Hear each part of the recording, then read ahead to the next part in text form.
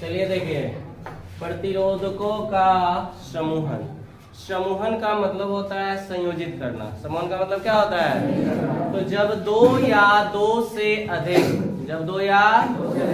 अधिक प्रतिरोधकों को किसी निश्चित क्रम में जोड़ते हैं या संयोजित करते हैं तो वह क्या कहलाते हैं? प्रतिरोधकों का समूहन। प्रतिरोधकों का समूहन कहलाते हैं। तो प्रतिरोधकों को हम लोग मूल रूप से कितने तरह से जोड़ते हैं? 3 तरह से। पहला होता है श्रेणी क्रम समूहन। पहला क्या होता है? दूसरा होता है समांतर क्रम समूहन और तीसरा होता है मिश्रित क्रम समूहन। तो श्रेणी क्रम समूहन में पहले यहाँ पर देख लीजिए साथ ही साथ कि जब दो या दो से अधिक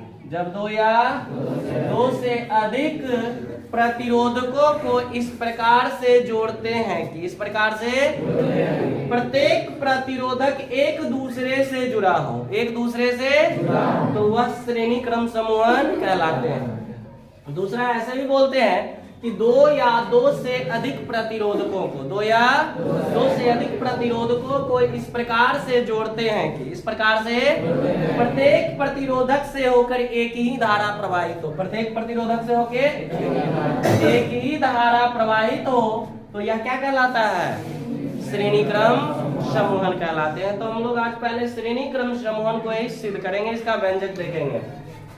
और समांतर क्रम में भी होता है कि जब दो या दो से अधिक प्रतिरोधकों को इस प्रकार से संयोजित किया जाता है कि दो या दो से अधिक प्रतिरोधकों को इस प्रकार संयोजित किया जाता है कि प्रत्येक प्रतिरोधक का एक सिरा एक बिंदु से तथा दूसरा सिरा अन्य एक बिंदु से जुड़ा हो तो वो क्या कहलाते हैं? समांतर क्रम समूहन कहलाते हैं। या उसको और ऐसे हम लोग डिफाइन करते हैं कि दो या दो से अधिक प्रतिरोधकों को इस प्रकार संयोजित करते हैं कि प्रत्येक प्रतिरोधक से होकर भिन्न भिन्न धाराएं प्रवाहित हो। प्रत्येक प्रतिरोधक से होकर भिन्न भिन्न धाराएं प्रवाहित हो तो क्या कहलाते हैं? समांतर क्रम समूहन कहलाते हैं। समांतर क्रम समूहन कहलाते हैं। तो पहले हम लोग श्रेणी क्रम समूहन का देख लेते हैं। ध्यान दीजिएगा, फिगर को समझ जाइएगा, मानने में कहीं प्रॉब्लम नहीं होगा। नहीं तो बार बार वही बात वही कहानी कि सर माना कि भूल जाते हैं तो फिर याद क्या रहता है? तो माना कि हमको याद करने की जरूरत। ध्यान दीजिएगा, इसमें क्या वो प्रतिरोधक लिए हैं? 3 को। क्या हम 3 को लेंगे? 3 को पे हम व्यंजक देख रहे हैं, जितना मन उतना ले सकते हैं, n प्रतिरोधकों तक संयोजित कर सकते हैं। तो हमने 3 प्रतिरोधक लिया। ध्यान दीजिए, ए बी यहाँ पर लीजिए, क्या हो जाएगा? बीच वाला तीर चिन्ह को मिटा देते हैं, ए बी। दूसरा क्या हो जाएगा? फिर देखिए बी से सी यानी बी सी, और तीसरा क्या हो जाएगा? सी से डी यानी कि सी डी। 3 को प्रतिरोधक है, कौन कौन? A B, B C, C D. तीनों किस क्रम में जुड़ा हुआ है? श्रेणी क्रम में। किस क्रम में जुड़ा हुआ है? तीनों का प्रतिरोध क्या होगा? R1, R2, R1, R2, R3। कोई दिक्कत? और इसके ध्यान दीजिएगा कि इस दोनों सिरे को एक बैटरी के धन ध्रुव व ऋण ध्रुव से क्या करते हैं? एक स्विच के सहारे जोड़ देते हैं। स्विच के सहारे क्या करते हैं? जोड़ देते हैं। ए और डी को एक स्विच के सहारे क्या किए? ये हो गया धन ध्रुव और ये क्या हो गया? इससे होकर प्रवाहित होने वाली धारा क्या है? I। इससे होकर भी प्रवाहित होने वाला धारा, क्योंकि एक ही धारा तो पूरे परिपथ में प्रवाहित होती है ना, तो ये भी धारा क्या हो गई?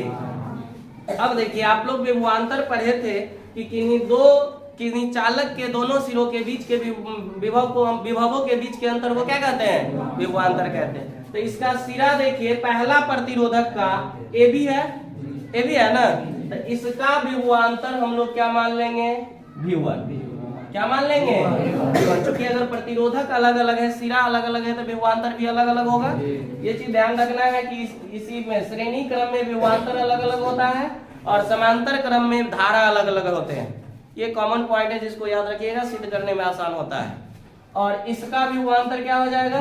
V2। तो इसका क्या हो जाएगा? V3। इसका क्या हो जाएगा? V3। यानी कि तीनों प्रतिरोधक का विभवांतर क्रम से क्या है? V1, V2, V3, है ना। विभवांतर पता है ना, किसी चालक के दोनों सिरों के विभवों के बीच के अंतर को विभवांतर कहते हैं, या दोनों सिरों के विभवों को हम लोग क्या कहते हैं? विभवांतर कहते हैं। कोई दिक्कत? तो अब देखिए कि दोनों सिरे के बीच के विभवांतर हम लोग क्रमशः क्या मान लिए? V1 V2 और V3। और ये हमारा क्या है? बैटरी। ये क्या है? बैटरी। अब मानने में क्या करते हैं, ध्यान दीजिएगा। माना कि 3 प्रतिरोधक, याद नहीं करना है, जो फिगर बनाया है उसको क्या करना है? लिख देना है, वही माना कि हो जाएगा। माना कि 3 प्रतिरोधक ए बी सी डी क्रमशः श्रेणी क्रम में जुड़े हैं। किस क्रम में जुड़े हैं? श्रेणी क्रम में जुड़े हैं, जहां ए व डी को एक स्विच के सहारे, ए व डी को एक स्विच के सहारे बैटरी के धन ध्रुव व ऋण ध्रुव से क्या करते हैं? जोड़ देते हैं। बैटरी के धन ध्रुव व ऋण ध्रुव से जोड़ देते हैं। और प्रत्येक प्रतिरोधकों के बीच का विभवांतर क्रमशः क्या है? V1 V2 V3 तथा प्रतिरोध R1 R2 और R3 है। R1 R2 और R3 है। कोई दिक्कत? चलिए इसी को हम लोग यहाँ पे लिखते हैं। देखिए, माना कि 3 प्रतिरोधकों को, 3 प्रतिरोधकों लिख देते हैं यहाँ पर, ए बी सी तथा सी डी को श्रेणी क्रम में जोड़े जाते हैं, जिसका प्रतिरोध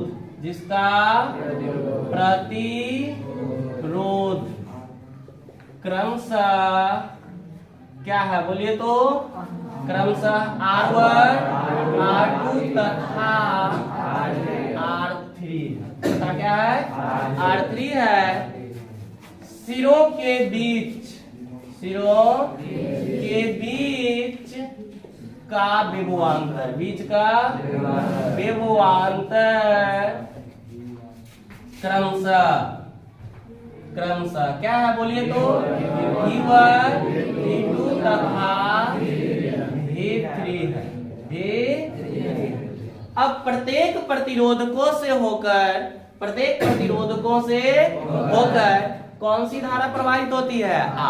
क्योंकि धारा तो समान है तो लिखेंगे तथा प्रत्येक प्रतिरोधकों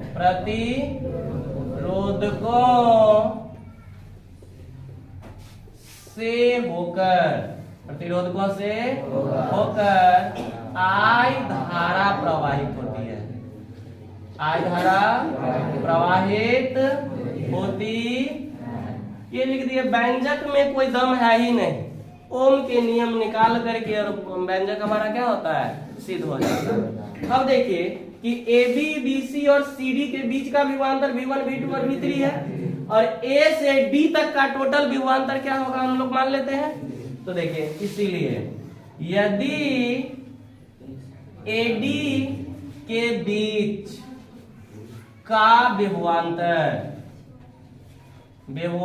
क्या मान लेते हैं? भी हो तो, यानी कि कुल विभवांतर हमने क्या मान लिया? भी। कुल विभवांतर हमने क्या मान लिया? अगर भी हो तो भी बराबर क्या होगा? V1 जोड़ V2 जोड़ V3, तभी ना वो आएगा एडी में। तो क्या हो जाएगा? V1 जोड़ V2 जोड़ V3। इसको क्या मान लेंगे? समीकरण 1। अब हम लोग क्या लिखेंगे? ओम के नियम से, बस एकदम आसान है, ध्यान दीजिएगा। ओम के नियम से जो हम लोग लेंगे तब V1 बराबर, ध्यान दीजिएगा, धारा तो सब में I ही है। I कभी I1 I2 I3 हुआ है? लेकिन नहीं। प्रतिरोध तो R1 R2 R3 हुआ है ना। तो ध्यान दीजिएगा, ओम का नियम होता है V बराबर I। V बराबर क्या होता है? तब प्रथम प्रतिरोधक में क्या हो जाएगा? R1। दूसरा में क्या हो जाएगा? R2। और तीसरा में क्या हो जाएगा?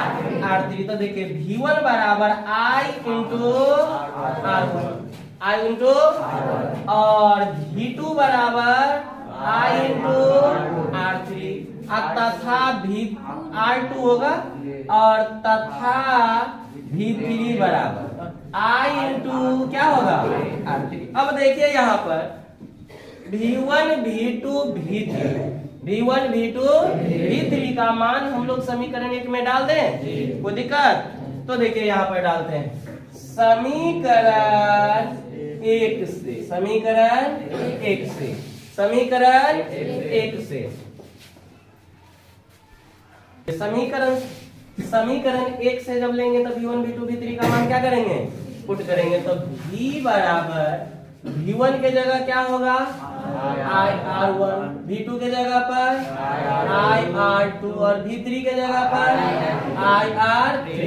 अब देखो यहाँ V बराबर कॉमन सब में से क्या आ रहा है I आ रहा है, तो कॉमन I ले लेंगे तो क्या बचेगा R1 plus R2 plus R3। लो इसको भी मान लो समीकरण 2, इसको भी क्या मान लिए। अब क्या करना है ध्यान दीजिएगा कि हमको विभवांतर तो टोटल का भी ले लिए है ना, प्रतिरोध को भी जोड़ेंगे तो कुछ ना कुछ प्रतिरोध तो आएगा, तो कुल प्रतिरोध ले लेते हैं R। क्या ले लेते हैं कुल विभवांतर लिए हम लोगों ने क्या V, और प्रवाहित धारा जो है वो हमेशा क्या है I।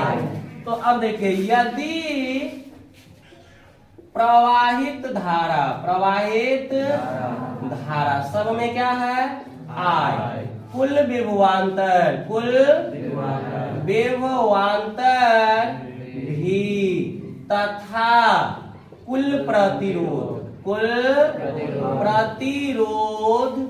क्या R में S लगा देते हैं, S फॉर सीरीज, चूंकि श्रेणी क्रम है ना, तो कहने का तात्पर्य हो गया कि श्रेणी क्रम समूहन में कुल प्रतिरोध। तो इसको क्या लिख दिए RS लिख दिए।